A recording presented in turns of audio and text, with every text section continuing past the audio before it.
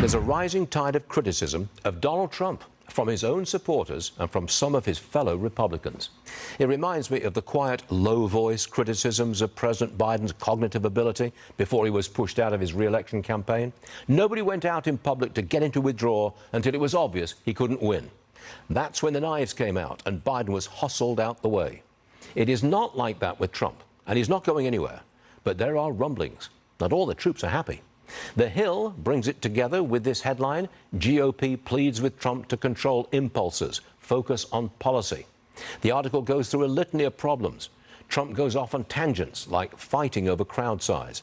At his press conference, he went off on a helicopter ride he says he took with former San Francisco Mayor Willie Brown. He's attacked allies like Georgia Governor Brian Kemp. In short, the Hill says he lacks discipline. He can't deliver a coherent message.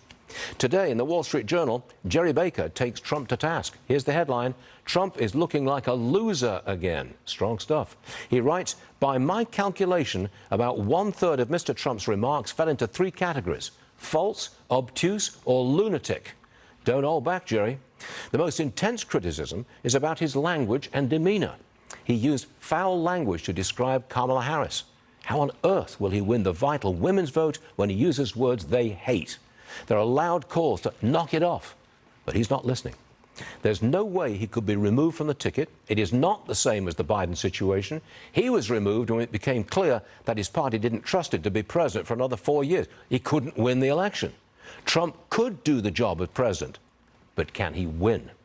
There's a growing chorus saying if he won't win, he won't win if he can't stay on message, can't focus on policy, and refuses to change his language on women. 2 weeks ago, it was Trump's election to lose. It's now an election he has to fight to win, and he's brought this on himself.